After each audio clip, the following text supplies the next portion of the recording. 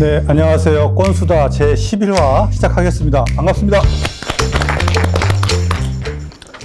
예고 드린 바대로 오늘이 아마 이번 편이 이제 시즌1 마지막 편, 대단원의 막을 주체 사상 자체를 한번 알아보는 시간을 갖도록 하겠습니다. 그래서 주체 사상이란 무엇인가? 한번 좀 개괄적으로 우리 S급 주사파의 민경호 소장님께서 말씀해 주시겠습니다. 저 S급 주사파들이 좀 여기저기 있어요. 주사파란 무엇인가에 대해서 그러니까 생각보다 정리된 게 없어서 제가 이번을 계기로 해서 정리를 좀 해봤습니다. 사상이 있고 그 사상을 체현한 어떤 단위에 충성하는 게 있잖아요. 근데 주사파는 이제 후자가 훨씬 중요합니다. 저도 주사파에서 오래 활동했지만 주체 사상에 대해서 토론한 일이 별로 없습니다. 그리고 두 번째는 주체사상의 가령 구체적인 내용, 자주성, 창조성, 의식성을 가진 사회적 존재다. 이게 인간에 대한 규정이거든요. 이런 문제를 갖고 논의한 적 거의 없습니다. 따라서 주사파에서 사상은 그렇게 중요한 게 아니라 조직에 대한 충성심이 중요합니다. 근데 충성심의 핵심은 두 가지가 있죠. 김일성, 김정일, 김정은으로 이어지는 이 흐름이 이거죠, 이거. 그다음에 그거에 기초한 조선노동당 뭐 이런 건데 주사파라 함은 어떤 사람에 대해 충성하는 거, 이게 주사파로 보입니다. 왜냐하면은 주사파가 이제 수령론이 핵심이거든요. 수령론이 핵심이기 때문에 그런 거죠. 그러니까 예를 들어서 너 주사파냐 아니냐를 확인할 때 어떻게 확인하냐면 너 주체 사상을 믿어? 이렇게 확인하는 게 아니라 너 김일성을 존경해? 이렇게 확인합니다. 그게 주사파의 전통입니다. 그 다음에 주사파를 확인하는 게 주체사상이라는 사상이 아닌데 한국에서 주사파에 대해서 오해하고 있는 게 뭐냐면 우리나라의 의식 지형은 이런데 주체사상이라는 별종이 있는 게 아니고 우리나라의 사상에서 어떤 토양이 있어요. 그 토양이 주체사상으로 나온 겁니다. 그래서 주체사상을 넓게 잡으면 굉장히 많습니다. 이게 중요한데 구체적으로 세 가지가 제가 볼 땐 주사파의 하위 덕목입니다. 컨텐츠에서 하나는 뭐냐면 제3세계 민족주의입니다.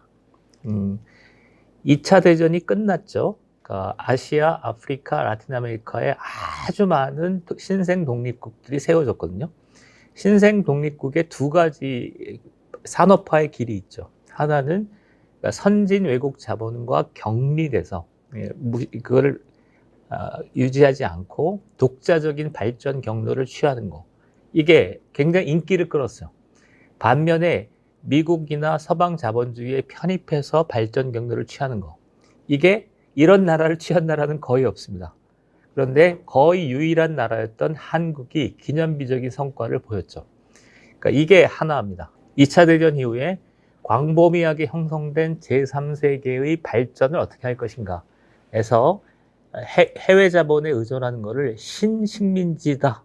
그래서 신식민지적 발전을 취하지 않고 내재적 발전 경로를 취하는 것이 이게 주사파의 한 하위 컨텐츠입니다. 한국에 있어서 한국 학생운동의 주류가 4.19거든요. 그러니까 4.19 이후에 두 가지 버전이 같이 작동합니다. 하나가 내재적 발전의 길. 이게 박현채, 사실 김대중도 그런 노선이죠. 그런 노선이 아주 굉장히 많습니다. 이게 주사파의 하위 컨텐츠고 또 다른 경로는 박정희가 걸었던 길이죠. 이 두 가지 중에서 전자의 길을 길었던 게 제야 민주화 운동권의 주류 노선입니다.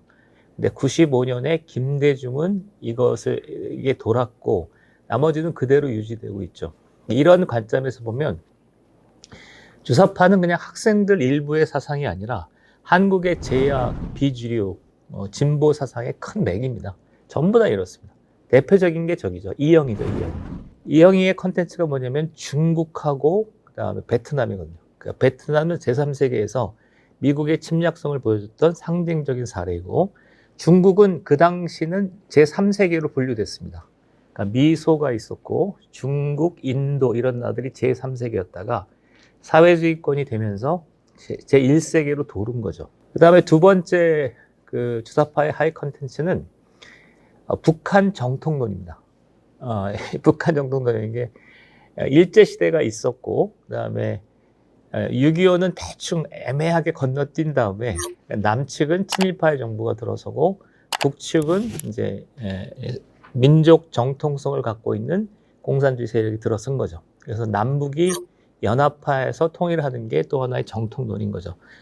사실은 이 북한 정통론이 강력한 영향을 미쳤죠. 85년, 6년도에 서울대에서 북한 주도의 역사, 그러니까 주체사상이 전면 도입하는 과정에서 그 고리에 있었던 게 뭐냐면 독립운동에서 김일성의 항일무장투쟁을 긍정적으로 평가하면서 국가의 주류가 북한에 있었다는 생각이죠.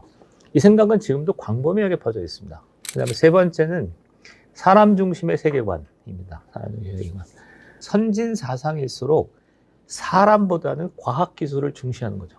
과학기술과 시장을 중시합니다. 후진 사상, 그러니까 레닌, 마오쩌둥 이 계통으로 가면 그러니까 선진 자본이나 기술로부터 격리되기 때문에 사람을 동원해야 될 필요성이 있었어요.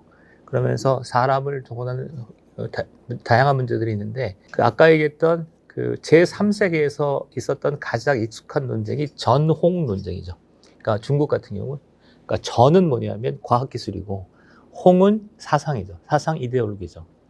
그런 것들이 쭉 있으면서 그런 계통에서 주체사상은 무엇을 강조한 거냐면 사람을 동원하고 사람을 의식화하고 조직화하고 사람을 동원해서 이걸 정치적으로 통합시키는 일련의 사상들이 굉장히 발달해 있습니다. 그러니까 막스주의와 주체사상을 비교하면 막스주의는 무엇이 옳고 무엇이 틀렸는가 이거에 관심이 있다면 주체사상은 사람을 어떻게 동원할 것인가 사람을 어떻게 정치적으로 통합할 것인가 이거에 대부분의 이거예요. 근데 이게 왜 그러냐면 자본과 기술이 없으니까 시장을 동원할 수 없으니까 이렇게 할 수밖에 없었죠. 그런데 한국은 전통적으로 홍 사상과 이데올로기보다는 전 과학과 기술을 중심으로 발전했던 나라인데 이게 80년대에 이런 주체사상에다 막스주의를 도입해서 이제 끝났잖아요. 근데 끝난 다음에 이거는 인류 역사 전체에서 사람을 좋아하는 거는 긍정적인 사상이다라고 하는 분위기가 형성되어 있으니까 주체사상의 사람관을 그대로 따온 거예요. 그러니까 주체사상을 어설프게 배웠던 그 학번들이 그거의 농업적 성격을 빼버리고 그 다음에 그냥 아주 공허한 휴머니즘으로 그냥 채용해버린 거죠. 이게 이제 운동권의 확산과 더불어서 광범위하게 확산됐습니다. 예를 들어서 박노해가 사람만이 희망이다. 여기 당신 고백해야 돼. 이제 이윤보다 그러니까 보건의료계 통해서 이윤보다 사람을 그 다음에 학생들하고 얘기해 보면 그러니까 극단적인 휴머니즘을 강조하는 경향이 있잖아요. 이것들이 광범위에 퍼져 있어요. 이게 이제 알게 모르게 퍼진 거죠. 정리하자면 제가 볼 때는 요 세 가지, 그러니까 주체사상을 원래 그대로 인정하는 사람은 그렇게 많지 않아요. 주사파들도 그렇게 많지 않습니다. 근데 충성한 어떤 조선노동당이나 김일성에 충성하는 계통이 이게 주사파인데 이 하위 이데올로기 세 가지, 제3세계 민족주의, 사람 중심의 세계관, 북한 정통론이 이게 알게 모르게 퍼지면서 광범위하게 확산되어 있는 상태죠. 그게 주사파인지 모르고 주체사상을 이렇게 지금 그거에 그냥 퍼뜨리는 데 일조하는 게 많이 있는 거죠. 사람 중심이라는 거를 주체사상을 공부를 어설프게 했기 때문에 굉장히 이제 아름다운 인문학적 레토릭으로 받아들이는데 사람 중심의 핵심은 뭐냐면 국가와 조직은 사람과 같은 구조를 가지고 있기 때문에 뇌와 이 척수와 사지가 달려있다.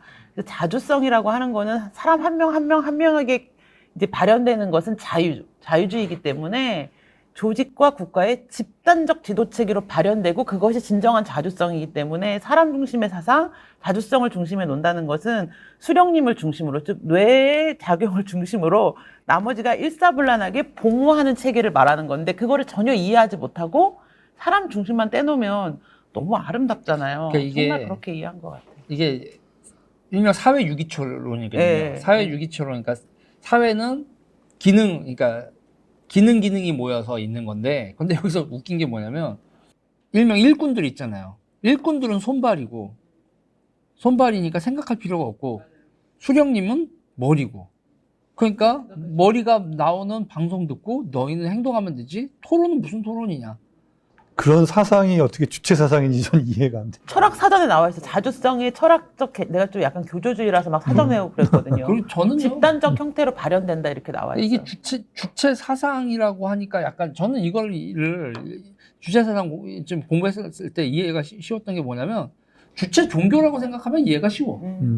그리고 여기서 이제 그렇죠. 저는 뭐를 보냐면 이게 되게 다른 사회주의 문화권이나 우상 숭배하고도 좀 다른 게 공산주의랑 유교 왕토 사상하고 섞어버렸어. 그러니까는 조선의 땅은 기본적으로 전부 다 왕토 사상, 다 왕거거든요. 왕이 하사해 주는 거란 말이에요. 빌려주는 거 이런 식인데, 그러니까 공산주의를 수령을 중심으로 한, 그러니까 모든 재산이나 기타 등등이 기본적으로 그렇게 얘기는 하진 않지만 김일성이 허락한 네 재산인 거야. 오빠가 허락한 페미니즘도 아니고, 그러니까 수령님이 허락한 공산주의인 거야 이게. 그래서 되게 저는 괴이하다. 주사파 분들하고도 얘기를 하면서 조금 전에 그 민경호 소장님하고 이렇게 해줬던 거에서 저는 이제 약간 국제정치적 영향이 있거든요 이게. 제3세계 사회주의에서 되게 중요했던 나라가 인도네시아예요. 인도네시아가 왜 중요하냐면 우리는 자생적 경제라는 건 말도 안 되는 거예요. 우리는 왜 자원이 없거든요. 중위도 국가들 평균 연령 연평균 온도가 20도가 넘는 나라들은 별의별 게 다 있어요. 사탕수수지 뭐 별게 다 있지. 그리고 특히 인도네시아 같은 경우에는 석유도 있단 말이에요. 그래서 일명 폐쇄적 자립 경제가 가능한 나라예요. 그 해외로부터 수탈당하지 않고 스스로 발전을 했을 때 어떻게 되나. 그리고 이제 이게 인도네시아가 왜 중요하냐면 인도네시아가 그렇게 제3세계 비동맹 노선에서 그렇게 갈 때 미국이 CIA가 쿠데타를 해버렸거든. 수카르노 수하루토 이런 그 사람들이 그렇게 사회주의 정책을 하고 있는 인도네시아를 쿠데타로 그냥 밟아버려요. 그리고 거기를 뒤집어 엎어버린단 말이에요. 그러니까 쿠바라든지 요 몇 가지가 있단 말이에요. 근데 쿠바 같은 경우에는 이게 그런 얘기를 했어요. 쿠바가 사회주의 혁명이나 기타 등등 하면서 뭐라고 했냐면 자기네들 사탕수수밖에 없다. 저 악랄한 자본주의 놈들 때문에 사탕수수밖에 없다. 사탕수수를 전부 다 했었던 거를 이제 곡식도 하고 돼지도 기르고 다양성이 있는 이거를 바꾸기 위해서 걔네들이 그 돼지 키우는 방법이나 이런 것도 원래 소련에서 와서 그거를 알려줘요. 특히 남미 쪽에서나 이런 쪽에서 뭐냐면 그런 제1세기하고의 관계를 끊고서도 자립적으로 독립할 수 있다라는 이런 사상들이 퍼져 있었는데 거기서 아까도 얘기 나온 거 뭘 무시하고 있죠? 기술과 경영을 무시하고 있어요. 기술과 경영과 교육을 무시하고 있죠. 그랬던 60년대, 70년대의 사회주의 전 세계적인 운동 중에서 아주 괴이하게 독자적으로 성립된 체계가 주체 사상, 유교랑 결합된, 그리고 기독교랑 결합된 되게 이상한 형태의 우상 숭배로 흐른 게 주체 사상이 아닌가. 저는 그런 성향을 좀 보죠. 학생운동 시절에 주사파와 대립을 했는 대척점에서 활동을 했었던 저 입장에서 주체 사상이 어떻게 성립됐느냐라고 얘기를 했을 때 뭐 자료를 보면 뭐 1930년대부터 어떤 맹아가 이렇게 있었다라고 이야기는 하지만 제가 지금 기억하는 바로는 실제로 한국전쟁 이후에 어떤 중국 공산당 계열의 조선 노동당 당원들을 숙청하기 위해서 그때부터 차츰차츰 시작됐고 갑산파의 숙청 이런 거를 통해서 주체, 그러니까 그 자생적인, 그러니까 순수한 항일 무장투쟁을 했던 김일성 계열만이 순수한 주체 사상, 그러니까 북한 노동당을 끌고 나갈 수 있는 거고 나머지는 외세의 영향을 받은 그 소련이나 중국의 영향을 받은 정치 세력이다. 그다음에 또 하나 더 나가서 완성된 거는 이제 김정일로의 승계, 그다음에 이제 70년대 초반에 남북한의 서로가 상호의 남한에선 유신, 북한에서는 주체 사상의 확립 이렇게 만들어진 사상이 완성된 거는 그 시기가 아니냐라고 보여지는데 실제 자료를 보면 주체 사상 자료를 보면 이미 1930년대에 항일 무장 투쟁할 때 이미 만들어진 것처럼 얘기를 하거든요. 뭐. 그러니까 어떤 집단이 있으면 그게 당이든 국가든 어떤 주체가 있으면 주체는 두 가지가 있잖아요. 하나는 내가 알아서 할 건가, 아니면 누군가에 의탁해서 할 건가잖아요. 그러니까 1930년대 만주의 그 부대들이 그런 게 모이는 거예요. 당연히 소련 공산당이 있으니까 소련 공산당 의존할 거냐? 그렇지 않고 우리가 알아서 하자. 뭐 이런 게 1930년대이고 그다음에 그러니까 주체사상에서 내가 볼 때 결정적인 계기는 1955년 정도예요. 그러니까 55년도 한국 전쟁이 끝나고 나서 북조선의 어떤 북한의 발전을 이제 발전 전략을 구사하는데 내가 알아서 할 거냐? 내가 스스로 할 거냐? 아니면 소련과 중국에 의탁할 거냐죠. 그러니까 의탁할 거냐는 게 소련파, 중국파이고 우리는 이제 독자적으로 할 거다. 이게 이제 여기서 주체 사상이라는 원류가 생긴 거죠. 자기 머리로 생각해서 뭘 하자 뭐 이러는 거죠. 그리고 이거를 70년대에 김정일이 들었으면서 그러니까 그러니까 55년대의 발전 전략은 약간 혁명 전략이라기보다는 그러니까 외교 전략 같은 거죠. 그러니까 북한의 자립 경제를 한다 뭐 이런 거였는데 그를 좀 확장해서 철학적인 측면으로까지 발전시킨 사람은 김정일로 알려져 있죠. 80년대 초반에 알려져 있고. 근데 이게 많은 분들이 주체 사상이 되게 평등한 사상이다라고 생각을 하는데 이거 완전히 사회 위계로 나눈단 말이에요. 수령이 있으면 이제 보통 품성론이란 얘기를 하는데 그 품성론을 해야 되는 사람들은 당 간부예요. 일반 개돼지가 아니라고. 맞아. 그러니까 사회를 어떻게 하면 수령님이 있고 당 간부가 있고 그 밑에 인민이 있는 사회를 수직적 계열화를 해요. 그러니까 내가 제일 웃긴 것 중에서 북한에서 농사를 제일 잘 짓는 사람이 어떻게 수령이냐고. 수령이 다 지도해. 과학자 앞에서 과학을 지도하고 농사 전문가들 앞에서 농사를 지도해. 그러니까 여기서 보면 우리가 이제 수령론이 있고, 그러니까 뭐 전지전능한 수령이라는 수령론이 하나 있고, 그 당 간부들이 가지고 있는 위로는 수령님을 보위하고 아래로는 인민을 사랑하고 이 품성. 그러니까 당 간부들이 가져야 되는 게 품성론이고. 그러면 도대체 인민은 뭐야? 그냥 말 잘 듣고 살면 되는 거야. 이게 가분개지. 조국이 말한 가분개는 결국 인민이야. 그게 그러니까 북한의 어떤 사회주의 노선에 대한 그 분석에서 개인주의, 집단주의가 많이 나오거든요. 그러니까 전통적으로 역사에서 루소, 그다음에 레닌 이런 계통을 가면 그러니까 대중이 중요하긴 하지만 어떤 특별한 개인, 특별한 어떤 조직화된 집단 이것들이 중요하잖아요. 이것을 극단적으로 밀어붙인 게 제가 볼 때는 주체사상의 수령론 같아요. 근데 이런 계통이 좀 매우 약간 좌파적이고 그다음에 약간 좀 문제를 일으켰죠. 나치즘도 사실은 좀 그런 계통이고.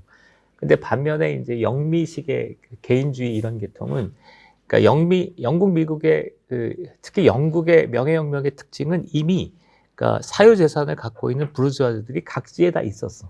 그러니까 얘네들이 그냥 대빵이야. 근데 왕이 가끔가다 이제 문제를 일으키면 얘네들이 총 들고 가서 제껴버리는 거야. 그러니까 얘네들은 개인주의의 뿌리가 워낙 있었어요. 그러니까 이걸 뭉쳐서 절대 왕정을 세우고 뭐 이럴 이유가 별로 없었던 거지. 그러니까 영미 전통은 그러니까 개인주의라는 게 그런 거고 집단주의를 하게 되면 집단주의가 반드시 그런 건 아니지만 수령이나 영웅 같은 게 만들어지는 그런 색채가 있었죠. 제가 볼 때 근데 이거를 이제 극단적인 형태까지 밀고 간 그런 형태로 보이는데. 제가 개인적으로 보면 이해한 바로는 뭔가 영미식의 그런 모두라 하면 영어로 치면 약간 everyone 약간 그런 느낌이라면 북한식이 말하는 모두라는 이 주체사상 포함한 거는 각각의 everyone이 아니라 all 이래가지고 하나의 덩어리로 보고 그래서 그 북한을 보면 라는 식으로 접근한다는 거죠. 이게 쭉 그 마스게임 같은 거 할 때 보면 뭐가 나오냐면 전체는 하나를 위하여 하나는 전체를 위하여 이렇게 있어요. 그러니까 집단과 개인을 일치화시키는 거예요. 일치. 그리고 뭐 사람 중심이라는 것도 어떻게 보면 이 나라를 아까도 말씀드렸지만 나라가 전체가 사람이고 그렇죠. 우리는 그냥 손발, 그냥 백성들은 손발이고 머리가 알아서 하니까 너희들은 그대로 해라. 근데 그거를 그럴싸한 사람 중심에 포장을 시켜서 하는 거다. 이 사상이 되게 위험한 사상 중에 하나가 갈등을 인정하지 않아요. 인간사에서 갈등이 없을 수가 없는데 갈등을 인정하지 않으면 요새 뭐가 정치 조직에서 갈등을 인정하지 않으면 어떤 일이 벌어질까요? 뭐 둘 중에 하나 남을 때까지 싸우고 죽이겠죠. 숙청이 일반화되죠. 그래서 예전에 학생운동 시절에 주사파가 얘기하는 단결은 뭐였냐면 대동단결이었어요. 크게 모이자. 대동단결. 네, 저 은근히 대동단결. 많이 쓰는 단어인데 애들한테. 근데 이제 피디들이 얘기하는 단결은 뭐냐? 일치 단결이라고 얘기해요. 달랐구나 네. 그거. 뜻을 합쳐서 단결해야 되는 거고. 일심 단결 아니야? 일심 단결? 일심 단결도 있고 그 대동단결. 옛날에 단결. 대통령 후보 누가 불신으로 대동단결로 해서 나왔던 기호 7번인가 네, 맞아요. 스님 한 분이 네. 나오셨었어요. 근데 이게 대동사상이라는 게 한국 정서잖아. 아, 그러니까 그래요? 한국 정서에는 되게 잘 맞아요. 그러니까 영미권 사상하고 이 대륙 사상하고 이게 약간 다른 것 중에서 영미 사상은 갈등을 인정한단 말이에요. 갈등을 인정하고 이해관계가 다르다는 걸 인정하니까 계속 협상을 하고 조정을 해나가요. 그리고 상대를 인정을 한다고. 죽일 놈이 아니야. 서로 죽고 죽여봐야 이거 피곤하다. 조정하자. 이런 식의 사고방식인데 이쪽에서 이 갈등을 인정하지 않고 뭐 큰 국가 이념, 국가 사상, 뭐 우리가 가야 될 뭐 하나 이거 대동단계 이런 걸 얘기를 하다 보면 숙청이 일반화되고 그리고 숙청의 방법도 되게 음험해져요. 그러니까 숙청을 벌써 갈등을 누구한테 숨겨야 되냐면 수령, 당간부 여기서 벌어지는 갈등을 인민한테 속여야 되거든. 인민한테 감춰야 된단 말이에요. 그러니 이 권력 집단에서 벌어진 숙청이 뭐야 얘들 무슨 일 하고 있어가 되게 물음표가 계속 찍히게 되는 거죠. 알 필요도 없다 너희들은 우리끼리. 그러니까 그러니까 이게 이 나타난 정도 현상이 들어와서- 있어요. 지금 최근에. 아니, 이 뭐냐면 정도 들어와서 미투를 하잖아요. 첫 번째 과제가 적폐청산이잖아요. 어떻게 정권의 목표가 적폐청산이에요? 사실 이거는 되게 대대적인 숙청 작업을 우리가 지금 하겠다는 거고 이제 아까 말씀하신 그 과정에 미투가 있는 거지. 그 대중들이 왜 저런 일이 발생하는지 몰라야 되니까 어떤 이게 우리가 정치 투쟁이다라고 보여지지 않아야 되니까 미투를 걸어서 날려버리는 거죠. 예, 그럼 깨끗하잖아요. 아예 진짜 재기불능으로 버리는 거죠, 상대 정파를. 여기서 이제 되게 웃긴 것 중에 하나가 이 미투 관련돼서도 이게 품성론 중에 하나가 품성론 중에 하나가 조직법 이런 거 있잖아요. 토달지 마. 일꾼은 토다는 거 아니야. 응? KKCC 까라면 까고 시키면 시키는 대로. 그때부터 있었어? 응. 당신네 할 때부터 있었어? 9.1학번 때부터 있어. 아니, 왜 그래? 내가 그거는- 그런 거 하지 말라 그럴 거야. 주사파만 있는 건 아니에요. 왜냐하면 그건 이제 대부분 학생운동 조직이 비합법 조직이면은 대부분 그런 경향성을 보이고 있었죠. 근데 이제 주체사상을 좀 들여다보면 저는 이제 처음에 이제 인민대중이 당을 만들고 혁명을 일으켜서 프롤레타리아트 독재를 하잖아요. 여기까지 이제 레니니즘의 어떤 기본이란 말이에요. 당을 만들어서 이제 프롤레타리아 독재를 진행할 때 당의 중심은 누구냐? 당 대표죠. 수령이 되는 거예요. 그러면서 이 수령은 곧 인민이 되는 거죠. 그러니까 순환 논리에 빠져버리는 거예요. 예. 맞아요. 그러니까 수령이 인민이 돼버린 거예요. 갑자기 돌아와가지고. 맞아. 그럼 여기까지 가면 뭐냐? 프롤레타리아 독재에서 뭐 스탈린이라든가 마오라든가 뭐 이렇게 가는 거겠죠. 그 이쪽에 저기 가면 이제 누구예요? 히틀러 뭐 여기까지 가겠죠. 그런데 주체사상은 한 발 더 나아가죠. 수령은 피로 세습돼. 그러니까 이런 체제는 전 세계에 없는 거죠. 나도 백두혈통. 그게 이해가 안 돼요. 나는 아니, 뭘 이해가 안 돼? 아니, 그거 무슨 나는 이론이 아니야, 그거. 아니 왜냐하면 김일성 주석에서 김정일 국방에 내려왔어. 그거는 막 우리가 막 그게 왜 이해가 돼? 계승과 혁신이라는 책을 통해서 이 김정일 위원장이라는 사람이 혁명 과정에서 얼마나 탁월했으면서 이 사람의 사람 됨됨이가 너무나 수령에 가깝고 수령적 인품을 타고났고 막 이렇게 세뇌를 받잖아. 그러니까 그럼 이렇게 해서 이렇게 내려오는 게 이게 혈연 세습이 아니고 이 사람이 너무 훌륭해서 우연히 혈연이구나라고 생각을 했는데 상대로 잠깐만. 내려오는 순간 미쳤나 이런 생각이 드는 거지. 지금 돌았나? 실험론의 본질을 알기 위해서 그 권력 승계 과정인데 내가 이걸 잘 모르나 봐. 김정일로의 승계에서도 혈연 세습이라고 얘기했다고. 어디서? 당신이 본 책은 나는 나랑 속았나 달라. 봐. 그러니까 내가 87년에 그 책을 봤어. 김일성에서 김정일로 권력 승계를 하는데 어떤 혁명의 정통을 보장하는 것은 혈통이다. 네. 그 김정일이 돼야 되는 거야. 그렇게 써놨다고. 근데 그 사상을 동의했다고 형은. 그러니까 좀 되게 망설였지. 이상한 사람. 나는 거기까지는 동의가 안 돼가지고 그래서 3대 세습이 딱 되는 그 순간 난 속았구나 이런 생각이 들면서 탁 털어지던데 미쳤구나 얘네 이런 생각이 들면서. 나도 시간이 필요했어. 마음을 저는 정리해. 이거 진짜 궁금해서 한번 여쭤보는 게 저는 주체사상에서 은폐되어 있는 론이 하나가 있다고 보는 거예요. 수령론과 품성론은 분명히 명시화되어 있고 오픈되어 있는데 묘하게 생기는 게 있어요. 동무론. 동무? 동무. 동무. 동무론이라고 말은 안 하는데 전 분명히 동무론이 있어요. 활동가와 활동가 사이에 가져야 되는 동지에 대한 어떤 자세들. 있어요. 예, 그러니까 그게 지금 어떻게 변질이 되냐면 조직 보위론으로 되고 우리의 범죄는 덮어야 되고. 그러니까 지금 저는 이 주사파 형님들이 수령론을 가지고 있지도 않고 뭐 품성론? 이거 개나 저번인 지 오래고 개차반들이고 그리고 여기서 이제 이들이 가지고 있는 이 활동 방식에서 그 당 간부와 간부가 서로가 서로를 지켜주면서 권력화하기 위해 했었던 그 집단의식. 수령도 없고 인민도 없고 지들만 남은 이런 식의 행태를 보여주는 게 지금 남한 주사파 아닌가. 저는 지금 그렇게 보는 거죠. 그 갈 길은 간다라는 노래가 있어요. 거기 보면은 이제 이 남청년 또 가격하니까 돌아가려 한다면 너를 두고 떠날 테다 이런 게 있어요. 그러니까 내가 혁명의 길을 가는데 네가 주저해? 나 너를 두고 떠날 거야 이런 노래가 있거든요. 우리 그 노래 금지곡이었어요. 장기수 선생님들이 나쁜 노래라고 어떤 경우에도 동지를 두고 가면 안 된다는 거예요. 저 되게 인상적이었어. 얘가 좀 꾸물대면 두고 가야지 얘를 데리고 어떻게 가. 근데 안 된다고. 그렇게 하면 안 된다고. 이 노래는 나쁜 노래라고 막 그러셨거든요.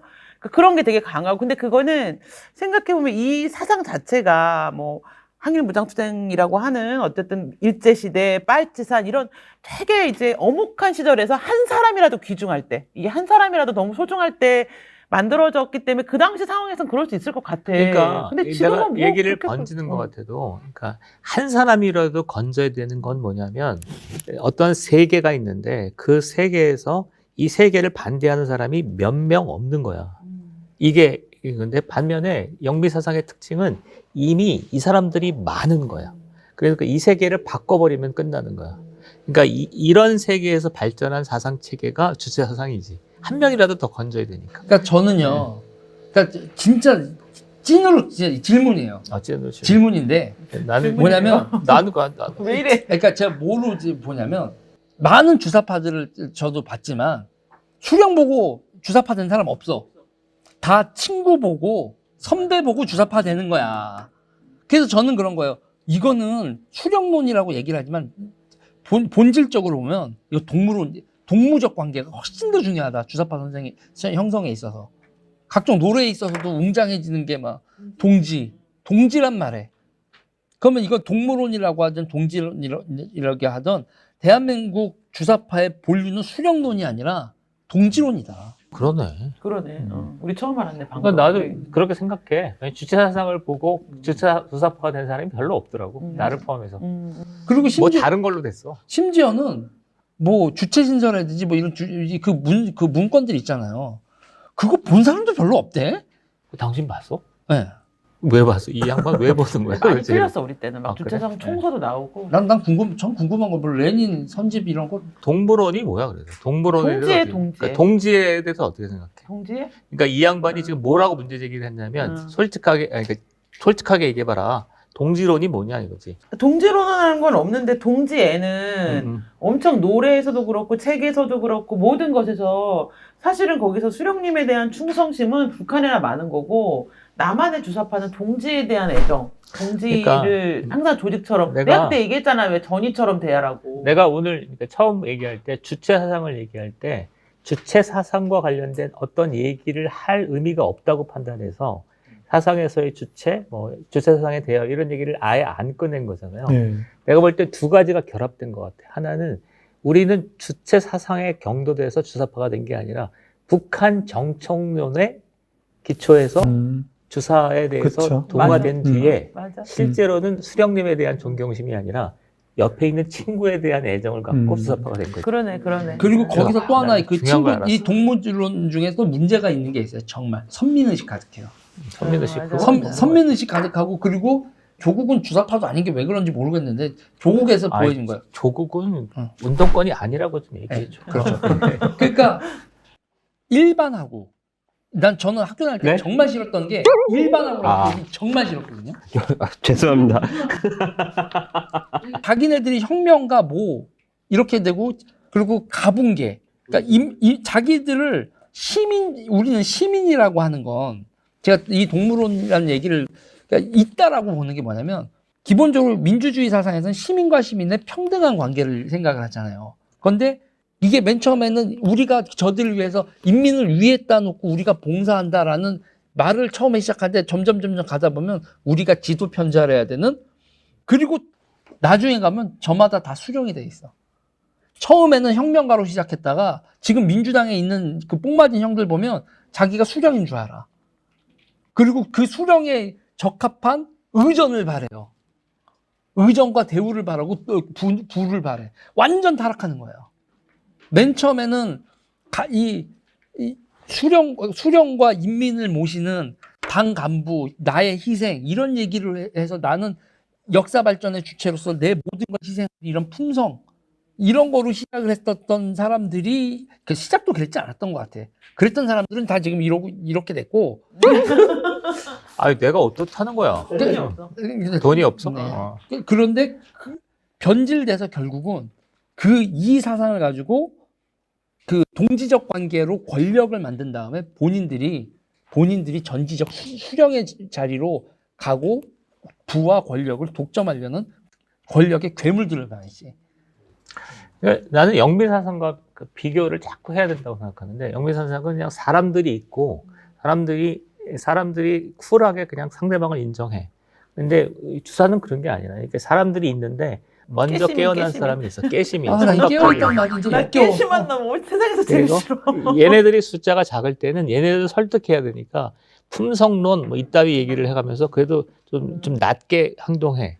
근데 얘네들이 숫자가 많아지면 이제 본색을 드러내는 거지. 왜냐면 나는 얘네들을 제압해버리는 거지. 얼마 전에 이인영이 무슨 국회 방송에서 300인 인터뷰했는데, 그 인터뷰하면서 자기 전대협 초기 초대 의장으로 자기의 어떤 정체성을 얘기하면서 자기에게 정치란 민주화 투쟁의 과정이래. 지금도. 그래서 아니 지금 진해 정부 아니야? 그럼 지금 진해 정부가 독재 정부, 얘는 무슨 민주화 투쟁을 계속해, 이런 생각이 들고, 그러면서 무슨 생각이 들었냐면 타협의 여지가 없구나. 얘네들은 정치가 투쟁이기 때문에 타협하지 않고 합의하지 않겠구나. 항상 적폐청산만 하시겠구나, 이 생각이 막. 전 이인영 얘기할 때 보면 그냥 누가 가서 발길질 해가지고 좀 꿈에서 좀 잠 좀 깨웠으면 좋겠어.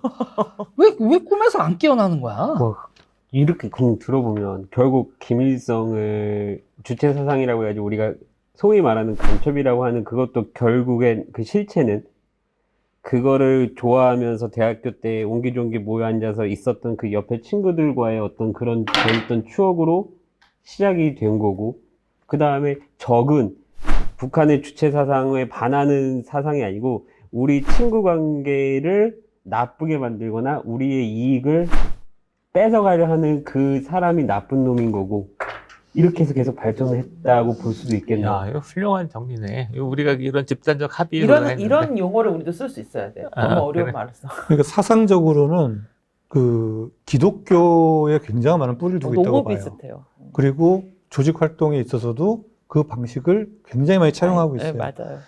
아까 말씀하신 것처럼 주사파에 들어서는 길이 과연 무슨 사상을 알아서가 아니고 교회를 하느님을 알고 성경을 알아서 가는 거 아니잖아요. 그런 과정하고 굉장히 유사성이 너무너무 많아요. 그러니까 그거의 전제가 뭐냐면 기본적으로 저 사람은 품성을 갖추고 있는 사람이에요. 아, 저 사람이 하는 말은 신뢰를 받을 수 있어야 돼. 그러니까 행동을 잘해야 되는 거죠. 그런 백그라운드가 쫙 깔려 있는 거예요. 그게 그 주사파들의 행동하는 것을 보면 그런 게 딱 몸에 배어 있죠. 특히 대중 간부들을 보면 그런 게 많이 보여져요. 와, 이거 그러나 쇼크다. 이제 그 핵심을 보면 사실은 그건 대중을 전체 이제 국가를 주체사상으로 통치한다라고 했을 때 어떻게 대중을 잘 설득해서 최대한 동원할 것인가라는 아주 그냥 거의 극단적인 전시 체제와 같은 체제로 만들 수 있는 그런 사상인 거죠, 어떻게 보면. 예, 그럼 예를 들어서 뭐 우리나라에 수많은 종교가 있지만 그 종교 사상들을 보면 뭐 재산을 헌납해야 된다거나 노동력을 제공해야 된다든가 그 뭐 사회비로 취급받는 그런 많은 종교들이 있잖아요. 그거와 진배 없이 사상적으로나 활동하는 거나 저는 크게 다르지 옛날에 않다고 생각해요. 노동조합을 할 때 네. 되게 좀 높은 자리를 하라고. 근데 저는 워낙 이렇게 낯도 많이 가리고 하여튼 그런 거 별로 감투를 별로 안 좋아하거든요. 책임지기 싫으니까. 안 한다고 울고불고 하는데 진짜 너무 무서워서 선배 하나가 탁 오더니 활동가가 조직이 하라 그러면 하는 거지 무슨 토를 달아. 네. 뭐 어떻게 더 반박할 수가 없어요. 그렇죠. 네. 활동가가 조직이 하라 그러면 하는 거지. 무슨 토론도 없고 설득도 없어. 너는 조직이 하라 그랬으니까 해야 돼. 그래서 그냥 했어요. 그리고 그런 게 너무, 근데 그 선배가 주사표였냐면 약간 예전에 학생운동을 좀 하시던 분인데 그냥 학생운동 전체가 그랬던 것 같아요. 맞아요. 예, 예. 조직이 결정하면 하는 거지, 네. 네가 뭔데? 이런 게 너무 많았던 것 같아요. 그렇죠. 그러니까 이 체제는 어떻게 보면은 학생운동 전체를 봤을 때 이런 강압적이고 뭔가 이 개인의 자발성이나 이런 거를 좀 억압할 수 있는 구조란 말이에요. 그럼 국가 체제로 갔을 때는 이 체제가 독재 권력에 굉장히 유용한 체제일 수 있는 거죠. 그러다 보니까 전 이 얘기 한번 더 해보고 싶은 게 뭐냐면 이 주체 사상이 외국에 수출이 되죠. 해외 수출합니다. 우리가 새마을 운동만 해외 수출된 게 아니고 저 북쪽의 또 이 형제님들도 주체사상을 널리 수출합니다. 시리아는 김일성 주석 사망했을 때 일주일 동안 국가 차원에서 음주 가물을 금지했어요. 아까 그 인도네시아 얘기할 때 마저 하려고 했었는데 김일성이 거의 유일하게 비행기를 타고 간 해외 순방한 나라가 인도네시아예요. 1965년도에. 인도네시아가 네덜란드의 지배를 오랫동안 받아가지고 식물원이 굉장히 잘 돼 있어요. 거기서 이제 명명되지 않은 하나의 식물이 있는데 그 식물을 김일성화라고 해서 김일성한테 헌사를 합니다. 그 김일성화가 언제 우리한테 눈에 띄냐면 그 북측에서 무슨 화환 같은 거 보낼 때 보면 조화를 이제 김일성화를 이렇게 만들어요. 아마 인터넷에서 검색하셔가지고 김일성화를 보시면 우리가 꽃집에서 굉장히 흔히 봤던 그런 꽃일 거예요. 한번 검색해 보세요. 설마. 보여줄게. 이게 좀 무궁화? 우스갯소리로 무궁화를 무슨 무궁화? 아니죠. 우스갯소리로 들릴 수 있는데 네. 80년대, 70년, 80년대 제가 그 고등학교 다니고 대학 갈 때는 아주 광범위하게 퍼져 있었던 사상이에요. 어떤 이거 제3세계. 예, 그렇죠. 예. 그러니까 지금은 이름도 알기 어려운 제3세계 국가들을 이제 많이 그 관심을 가졌는데 예를 들어서 아프리카에 보면 가다피, 리비아의 가다피, 그 다음에 탄자니아 사회주의라는 책도 있었어요. 저는 그 책을 봤어. 연구해서 80년대 중반에. 그 다음에 짐바브웨는 북한이 아주 좋아하는 애제자죠. 그 다음에 이디오피아 이런 나라들이 있었고, 그 다음에 라틴 아메리카에는 니카라구아, 뭐 베네수엘라 이런 나라들이 있고, 인도네시아 있고, 인도 있고, 뭐 이러고 있는데 두 갈래로 얘기한다면 북한이 이런 나라들에서 조금 영향력을 갖고 있었어요. 그래서 92년 사회주의권이 몰락하니까 평양에 다 모여서, 그러니까 인도 소조들이 모여서 평양 선언을 해. 그러니까 사회주의를 지키자, 뭐 이런 선언을 하는 게, 요건 북한 얘기고, 남쪽 얘기는 뭐냐면, 니카라구아 산디니스타 민족해방전선에 대한 책은 굉장히 많아요. 남쪽에, 진보운동권에. 쿠바 얘기도 많고, 그 다음에 그랬는데, 이 뿌리들이 계속 이어져 오다가 어디까지 이어져 오냐면, 2008년 베네수엘라 사태까지 이어지는 거예요. 그러니까 베네수엘라에 대해 진보운동권이 완전히, 그러니까 베네수엘라 숭배에 빠지거든요. 품성론에 있는 찌든 인도네시아 당 간부가 있고 북한의 당 간부가 있어. 석유란 자원이 이 나라에서 이 나라로 이동을 해서 제품으로 바뀌고 교역이 되는 게 당 간부들이 할 수 있는 일이에요. 그러니까 북한은 석유나 자원을 하는 데 있어서 인도네시아가 너무너무 중요한 거야. 그런데 보세요. 상인 있잖아요. 우리가 장사하는 사람이야. 내가 물건을 여기서 인도네시아에서 이 물건을 이렇게 해서 여기다 이렇게 하면 뭐를 얼마를 남겨 먹을 수 있고 여기서 또 북한에서 뭐를 사가지고 저기 가서 이렇게 팔아 먹을 수 있지. 상인이 물류가 흐르게 만들겠어요? 당 간부가 흐르게 만들겠어요? 당연히 상인이 흔들게 그쵸. 만드는 그게 거지. 물고 팔고 하니까. 그러니까 이거를 부정했었던 거야. 상인의 역할을 당 간부가 대신할 수 있어. 유무상통. 응. 유무상통. 그러니까 상인이 하는 일을 그런 이윤동기나 그런 이게 그거는 인간적으로 나쁜 거야. 이 품성에 있는 당 간부들이 만나가지고 뭐를 할 수 있냐고. 인간에 대한 망상이었던 거지. 이게 옛날 생각이 막 나네. 그러니까 잠깐만 기다려봐. 70년대에 세계가 3분대 있었어요. 열받아. 미국 서방 세계가 있고 사회주의권 1세기, 세계가 2세기. 있고 3세계가 1세기, 2세기, 3세기야. 그러니까 근데 소련과 사회주의권도 일단 유무상통. 그러니까 있는 건 그러니까 상적 거래가 아닌 거지.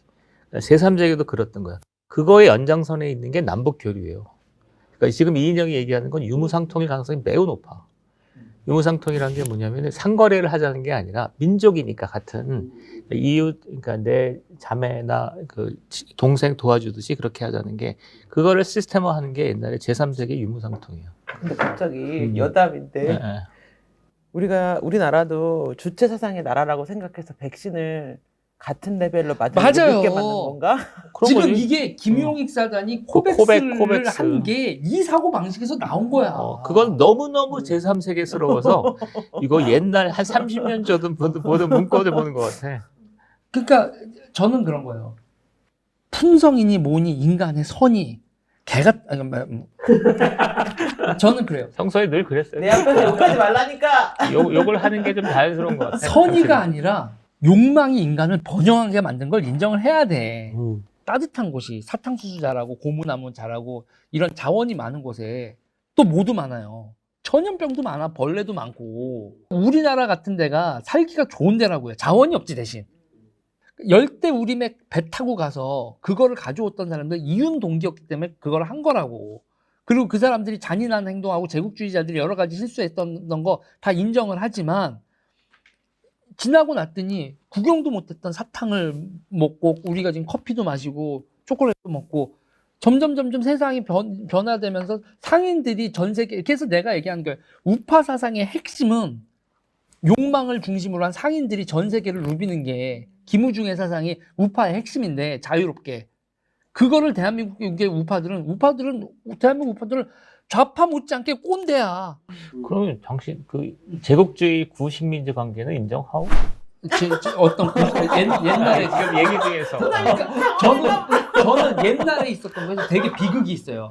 그러니까 난 노예제도에 있어서도 철저하게 아프리카 인간들보다는 유럽 사람들이 인정을 하는 거예요. 왜냐하면 맨 처음에 유럽 사람들이 갔을 때 거기 사람들이 금을 가져왔어요.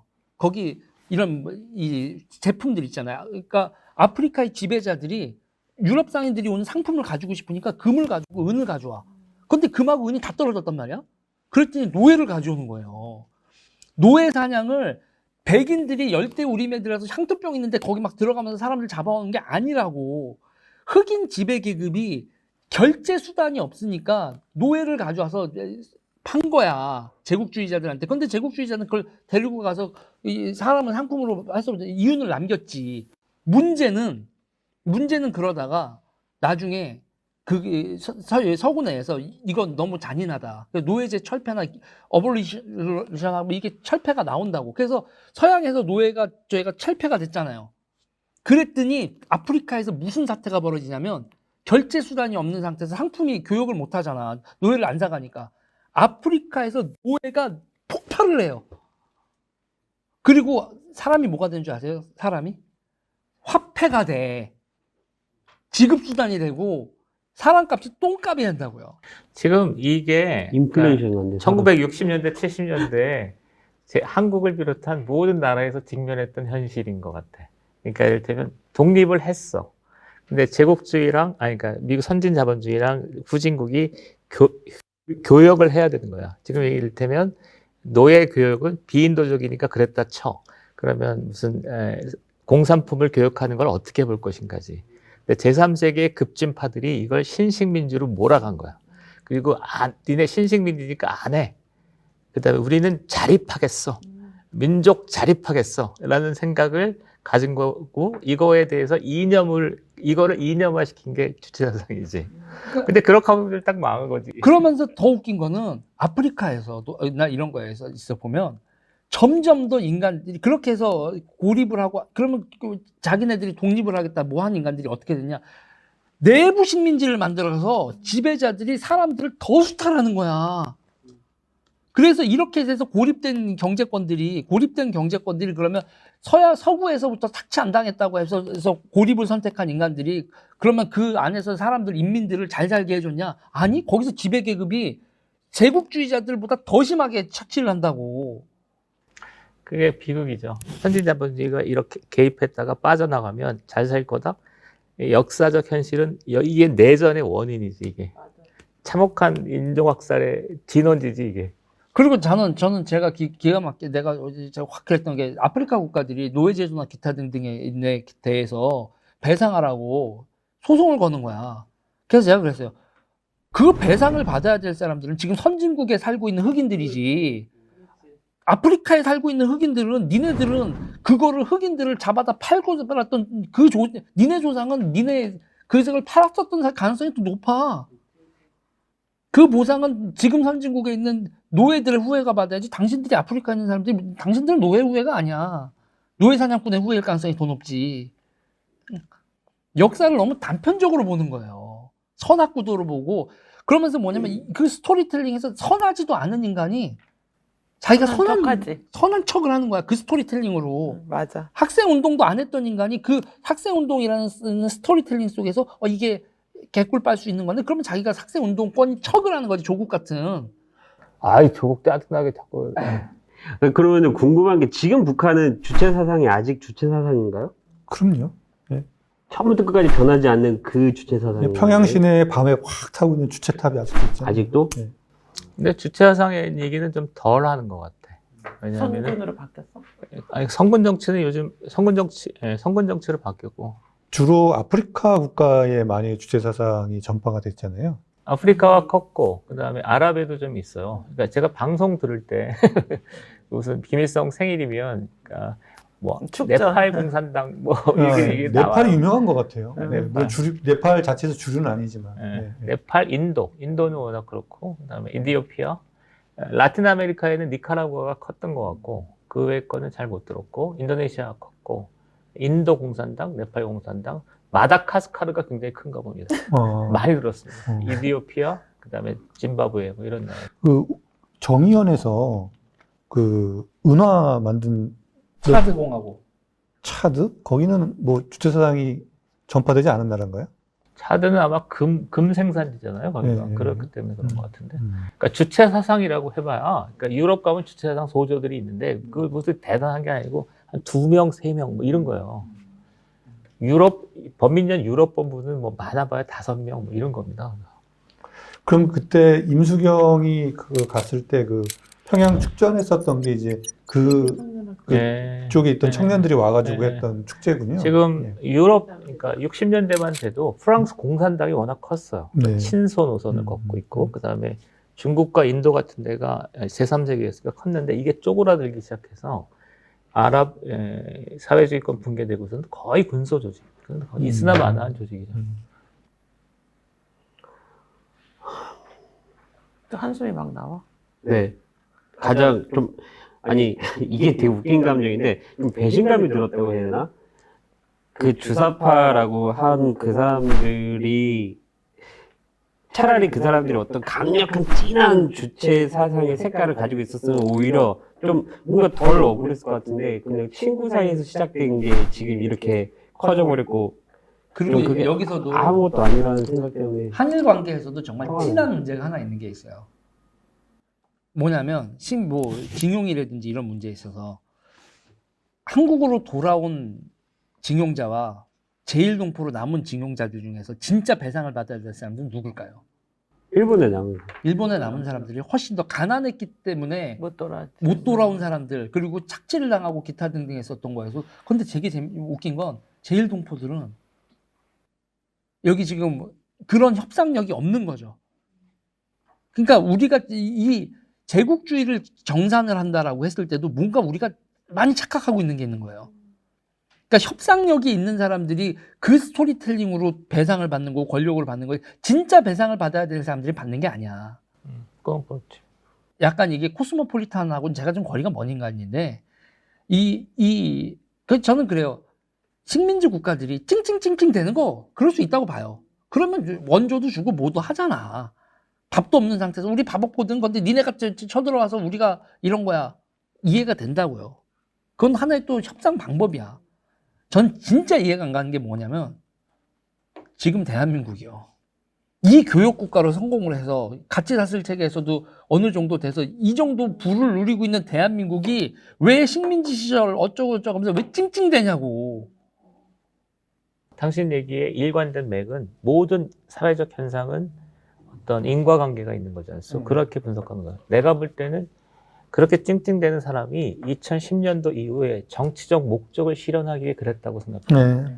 예, 그러면서 자, 이를테면 난 주사파 문제에 관심을 가진 이유가 정의연 사태를 계기로 주사파의 대약주, 그렇죠. 네, 반의를 고리로 음. 그러면서 자기의 권력 장악 프로젝트라고 보는 편이라서 네. 그게 찡찡대는 게 아니라 권력을 타도하기 위한 그렇죠. 대중 선동이다 이렇게 보는 네. 거죠. 근데 또 그런 것도 있는 것 같아. 너무 이분들이 공부를 안 하고 세상 돌아가는 걸 모르고 돈을 벌어본 적이 없잖아. 사실은 경제 활동을 해야 이 사회가 어떤 기제로 작동하고 한국의 지위를 확인하잖아요. 근데 이분들은 돈을 벌어본 적이 없고 식민지라는 이 이제 경제 개념과 국가주의를 엄청 오랫동안 이제 교육을 받고 제대로 된 경제 활동을 안 하고 늘 기생하면서 살았기 때문에 집권을 했는데 자기의 마음은 제3세계야. 내가 선진국이라고 생각하지 않아. 그러면서 별거 아닌데 막 K방역을 홍보하러 다니는 것조차가 뭐냐면 나는 그거 같아. 제3세계의 생각을 갖고 있기 때문에 우리가 조금만 칭찬받으면 막 자랑하고 싶은 거야. 근데 우리 국민들이 보기에 한국은 그거 말고도 자랑할 게 너무 많고 우리 젊은 애들이 볼 때 우리는 잘 사는 나라야. 근데 본인들만 제3세계 살아 지금. K방역은 잘 모르겠는데 세 가지. 하나는 코백스, 그다음에 이인영의 남북 경제협력론, 그다음에 세 번째는 삼성 문제 터졌을 때 민족 자립 경제. 이건 제3세계 워딩이야 그대로. 그러니까. 너무나 똑같아서. 그러니까. 그러니까 눈높이가 그냥 짐바브웨랑 같은 거야. 그 짐바브웨. 정도 수준에서 살아야. 그러니까 자꾸 그러니까 뭐 아무것도 모르는 사람들도 어떤 얘기를 하냐면 민주당 정권을 보면서 차베스가 생각난다는 거야 계속. 근데 나도 좀 생각나 차베스 같은데. 그래 차베스 얘기를 좀 하는 게 좋아. 차베스랑 똑같아. 저는 역사에서 한일 관계에서 정말 반성을 할 때 진짜 일본도 나쁘고 한국도 나쁜 거에 크라이막스는 제일동포 문제라고 봐요. 우리 그 세계에서 피폭 피해자들 1위는 물론 일본이죠. 근데 우리나라 사람들 이제 제일동포가 이게 정확히 통계도 안 나와요. 4만 명 이상이야 최소. 핵으로 죽거나 많구나. 4만 명 이상의 피폭. 그러니까 세계에서 그랬겠는데? 피폭 피해 1위가 일본이고 2위가 한국이에요. 거기서 살았던 사람들이 그랬을 것 같은데. 있고 그렇기 때문에 여기서도 아까도 이제 징용 문제 나왔는데 그때 일본이 핵폭탄을 맞았단 말이에요. 핵폭탄 맞고 일본의 주요 주시들이 폭격을 맞아서 지금의 일본이 아니라 전후 일본은 진짜 황폐하기 이를 데 없는 상태였고 그러면 우리나라 사람들이 여기 돌아올 때 인도적 차원의 지원 이런 거 뭐 미군이 실어주고 이런 거 없었단 말이에요. 각자 알아서 돌아오는 거였는데 그 각자 돌아올 때 뱃삭이 없어서 배를 못 탔던 사람들이 제일동포가 된 거고 뱃삭이 있어서 돌아온 사람들이 여기로 된 거란 말이에요. 그 뱃삭 없던 사람들은 건물도 없고 집도 없는 상태에서 그냥 비참하기 이를 데 없는 그냥 판잔만 하고 벽체도 없는 상태에서 생존을 한 거야. 피폭지나 뭐 이런 데서도. 근데 그런 사람들에 대해서 저는 일본이 배상하라는 얘기 아니에요. 일본 정치 지도자들 그 유신을 했었고 뭐 했었던 이 메이지 유신했었고 이 기타 등등 주류 세력이 일본 사람들이 한 번도 자기 자국민에 대해서 미안하다고 한 적이 없어요. 그 위안부 문제도 마찬가지예요. 위안부 문제도 왜냐하면 전체 위안부 중에서 일본 여자가 40%가 넘어요. 한국 사람은 전체 위안부 중에 20%인데 일본은 우리한테 문제 가지고 잘못했다 뭐다라고 하는데 그 위안부 문제를 보편적으로 봤을 때 자기 자국민들한테도 미안하다는 얘기를 해야 되는 거거든. 징용을 한국 사람만 징용한 게 아니라 자기 일본 사람들도 징용을 해서 그 사람들한테도 일본 노동자들한테도 탄강이나 뭐 이런 거 생산하는데 마약 먹이고 히로뽕이 왜 히로뽕이냐면 히로뽕 말 자체가 노동을 사랑한다는 뜻이에요. 필로 그 사랑한다 필로소피 할 때 그 필로 그 어원이 그래요. 그때 뭐냐면 전시에 노동력은 딸린데 생산은 많이 해야 되니까 사람들 잠을 안 재우고 각성제로 필로뽕을 먹여서 보급품이었단 말이에요. 군인과 노동자들한테 그렇게 중독을 시키고 일을 시켰다고. 일본 정부는 기타 등등 이런 행동에 대해서 그러니까 우리한테뿐만 아니라 자국민한테도 위안부와 강제 노동을 했었던 거에 이런 거에 대해서 이런 반성을 하고 넘어가야 되는데 지금 동북아에서 보면은 그냥 어떤 역사의 문제를 역사적 반성으로 넘어가고 해야 되는데 현재의 정치적인 그런 게 있으니까 다 그냥 역사를 덮고를 가는데 그러면서 각자의 정파적인 이해로 다 뒤틀리고 미래로 가는 데 있어서 방해가 되지. 근데 저는 지금 상태에서는 우리나라 지금 뭐 윤미향 사태, 요번에 이제 이용수 할머니하고 갈등도 있었지만 미래로 가는 거에 과거사가 발목 잡는 건, 응? 아, 또 이러면 또 욕 우질나게 먹으려나? 문재인 대통령도 그랬잖아. 과거는 과거로 남겨두고 응. 미래로 가자잖아. 지금 무슨 말인지는 모르겠지만 어디서 좀 혼난 거지? 나는 그냥 도쿄올림픽 때 너무 김정은을 만나고 싶은 나머지 과거사까지 털기로 했나? 거기에서 막 이런 피해자 생각했는데. 중심주의로 하재잖아. 그 무슨 말인지 도저히 모르겠지. 내가 원하는 대로 협상해달라 이런 거지. 어려라네.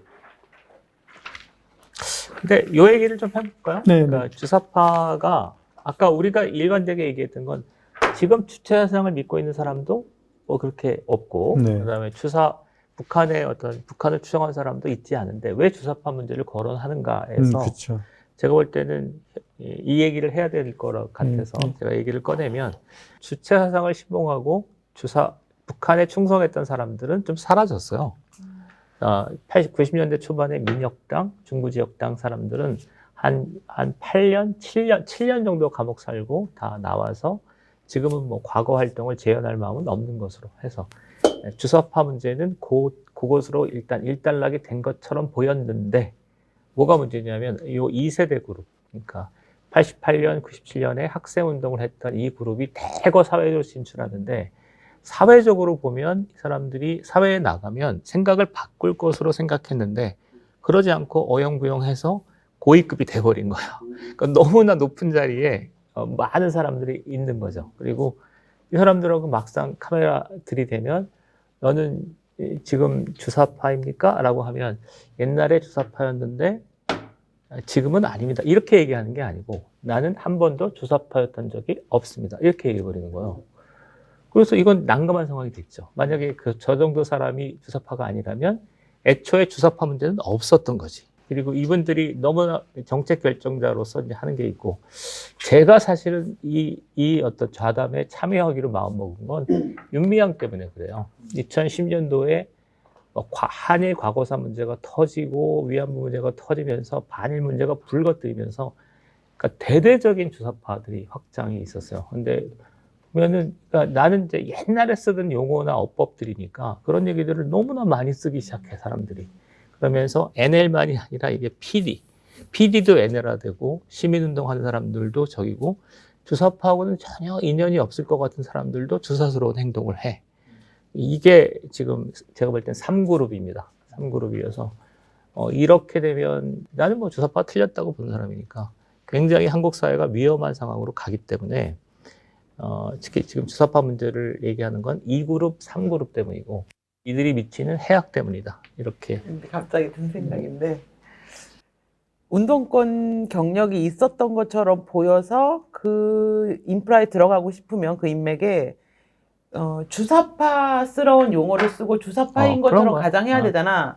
조국이 그러고요. 죽창이란 단어를 썼어요. 절대로 피디는 죽창이란 말을 쓰지 않아. 죽창은 NL 고유 무기야. 농민. 걔네들은 조금 깍을 그러니까 내가 보기엔 조국이 운동권이 아님에도 저렇게 사랑받고 아마 모르는 사람들은 조국이 NL인 줄 알지도 몰라. 걔가 쓰는 용어나 죽창 이런 발언을 보면 그러니까 얘는 운동도 대충 안 했어. 근데 출산하고 싶고 얼굴도 반반해. 그러니까 산호맹이 또 어쨌든 이름도 좀 나 있어. 그러니까 죽창 이런 NL스러운 단어를 쓰면서 NL의 한 계보인 것처럼 보여서 출사하려고 했던 게 아닐까? 그러니까 그거는 죽창이라는 게 가보농민 전쟁 얘기잖아. 가보농민 얘기인데 이게 뭐냐면 옛날에는 동학농민 혁명이 이렇게까지 부각되지 않았어. 그러니까 이를테면 갑신 정변도 있고 그 다음에 위정척사파도 있고 가보농민 전쟁도 있었는데 뭐 복잡해졌다 이렇게 연상을 하는데 지금은 역사책을 보면 뭐라고 되어 있냐면 가보농민 전쟁, 3.1운동, 무장투쟁 막 이렇게 딱 선을 그어버려. 그게 주체사상이야. 그게 인류 역사는 인민대 중에 사회적 투쟁으로 발전한다. 그래서 그 모든 이제 지배 계급들의 정책은 중요하지 않고 인민 대중이 심지어 만적에 난 우린 이런 것도 배웠다니까. 그러니까 이제 왜냐하면 너무 조선시대를 막 뒤져봐도 인민 대중의 투쟁이 없어. 근데 발전을 해야 돼. 그러니까 만적의 난까지 갖고 오는 거지. 그래서 인민 대중의 투쟁의 역사로 엮어가려고 하니까 만적의 난 그런 게 깜짝이야. 딱 엮어지는 거지. 그러니까 주사파의 배경 컨텐츠에서 가장 중요한 게 역사예요. 그 역사 중에서도 김일성이 만주에서 항일 투쟁을 했다는 게 중요한 키워드야. 그러니까 이거를 직접 검증하기는 어려워도 이거를 합리화시키기 위해서 주변 역사를 다 바꾼다니까. 그게 그리고 아까 신체고. 예. 북한 정통론 얘기했잖아요. 진짜로 약간 이제 우리가 막 적화통일 그때 얘기하고 이런 이유 중에 하나는 남한은 식민지 괴뢰 정권이고 북한은 민족다조 정권이라고 이해하고 있는 거잖아. 그러니까 어떤 일이 벌어지냐면 독립운동가 중에 월북한 사람들을 갑자기 김원봉 같은 사람을 칭송하고 찬양하는 일이 왜 벌어지냐면 정통 정부에 이제 독립운동을 하고 민족다조 정권에 복무한 사람들이니까. 당신이나 나나 지금 위험한 길로 접어들고 라고 있는데 문재인 대통령님이 말고 그 주변에 계신 분이 생각하지 않을까라는 추측을 어렴풋이 해보지만 너무 좀 그러니까 개연성 있지 않아? 저는 또 재밌는 게 있어요. 그러니까 이들이 지금 현재 뭐가 됐냐면 아까 제가 동물론만 이런 얘기했잖아요. 그러니까 이들은 지금 현재로 보면 추경론이나 이런 게 아니라 지금 정치적 파벌이에요. 그러니까 이익을 먹는. 맞아요, 그리고 권력 쟁취해서 되게. 근데 저는 되게 웃기는 현상이 그럼 지금 추경론을 신봉한 사람이 없냐? 있죠. 있어요. 북한을 추종한 사람 있죠. 있어요. 그런데 그런 사람들이 이들 그룹 내에서 또 뭐냐면 그런 사람들이 정신적 우위를 가져. 그리고 아직도? 그리고 그들의 폭주를 누구도 말리지 못해. 그게 지금 민주당 정부죠. 그러니까 나 아니야. 나 수령론 버린 지가 언젠데 라고 하면서도 수령론을 가지고 누가 치고 나가면 그럼 그거에 대해서 하면서 따라가. 조국이 있잖아요. 네. 조국도 비슷한데 김원웅 같은 사람들. 왜 저렇게까지 저렇게 오버 액션을 할까라는 생각이 했는데 그런 사람들이 너무 많아졌어요. 네. 그러니까 당당하죠. 그리고, 네. 그러면서 이제 분위기를 그러니까 옛날에는 좀 조심스럽게 말하던 거를 그렇게 확 말해버리면서 사회 분위기를 그렇게 몰고 가. 그 참 문제야. 아니, 또 나는 약간 문득 궁금한 게 뭐냐면 그러면 주체 사상이 아니야. 뭐 그럴 수 있다 쳐. 수령관도 아니야. 좋아. 그러면 얘네들의 정치 철학이 뭐냐고. 이 주체 사상이라고 하는 프레임으로 놓고 보면 아 그런 것에 입각해서 통치를 하는구나. 아니라고 하면 이 사람들 종교 대체 있어요. 정치 철학이 뭐야? 이런 생각이 종교와 삶의 목표가 있다고요. 뭐 자식 미국 유학보내.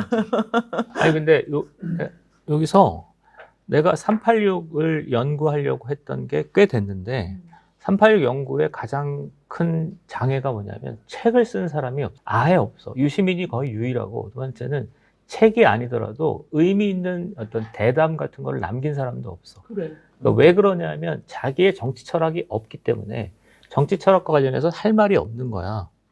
공부들을 안 해요, 좀. 근데 그 다음에 이제 대부분 다 각계약진해서 이권 챙기기에 바쁘니까 그런 거. 대부분 이제 자신의 지난 정치활동, 학생운동 활동이나 어떤 주사파 활동에 대해서 성찰하고 이것을 다시 한번 곱씹어서 정리하신 분들만 있지 지금 현실 정치권에서 민주당 정부와 궤를 같이 하는 분들 같은 경우에는 그런 저술활동하는 사람들이 거의 없어요.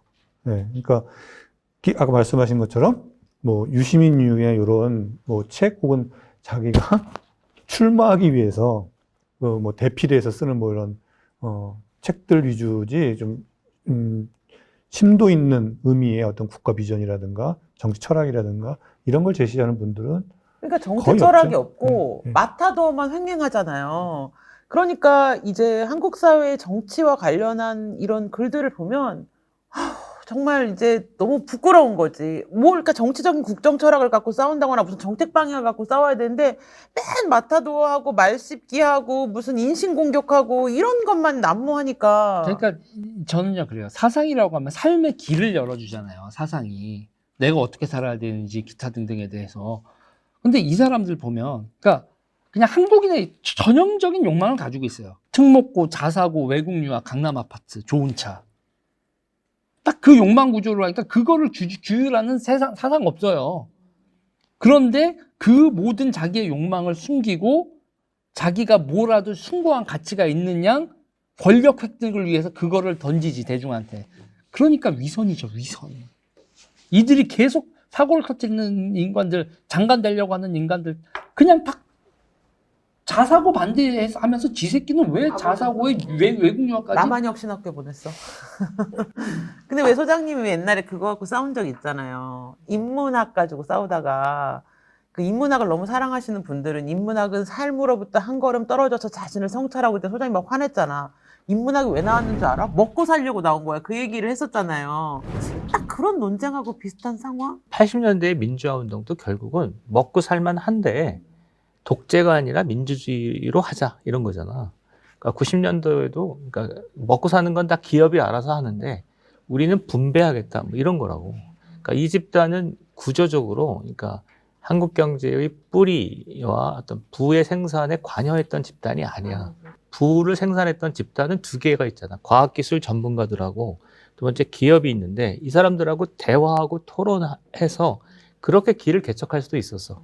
내가 볼 때 촛불 시위 끝난 다음에 그렇게 갈 수도 있었는데 얘네들이 그 집단과 대결하고 충돌하면서 권력을 이어가겠다라고 하면서 비극이 발생한 거지. 세금 왕창 걷어서 지들이 왕창 먹겠다 이것밖에 없어. 차츰 이제 시즌 1을 마무리해야 될 것 같아요. 그래서 못다한 얘기는 또 시즌 2에서 해야 될 것 같고, 끝으로 시즌 1을 마무리하면서 우리 각자 짧게 한 말씀씩 좀 해주셨으면 좋겠습니다. 그럼 일단 저부터. 그 여러분들은 저와 함께 저의 성장 과정을 많이 보셨을 텐데 일반 학부로 시작해서 어느 날 뭐 유망주 NL이 되기도 하고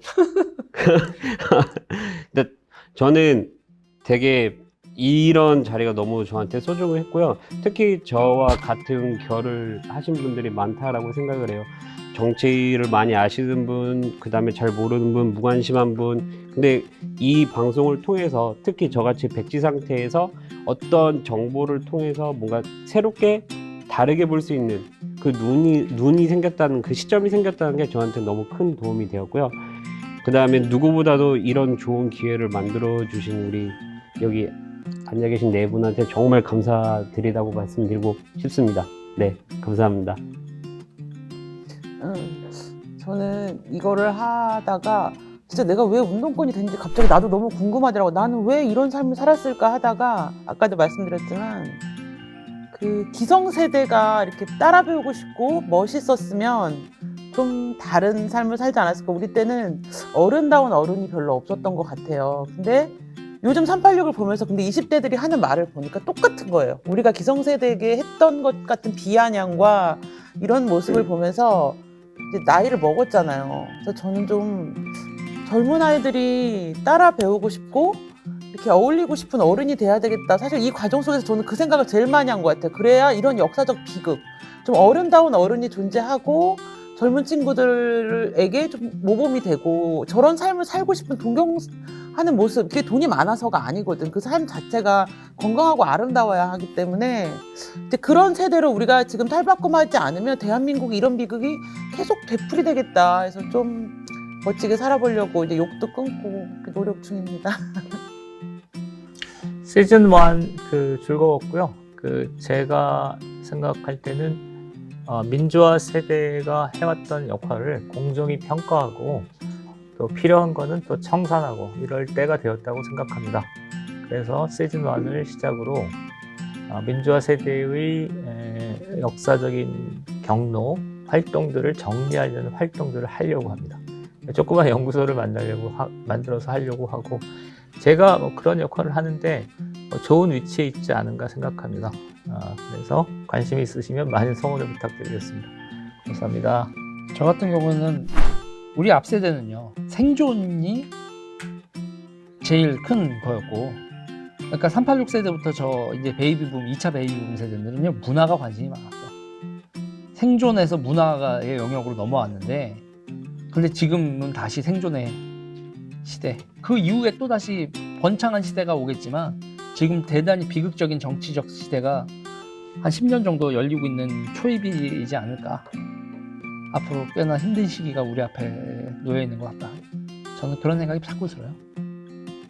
시즌 1을 마치는 소감이 시즌 2, 시즌 3, 시즌 4, 시즌 5 얼마까지 해야 되나 이거. 그래, 우리가 모여서 이런 얘기를 하고 있다는 사실이 비극이다. 네.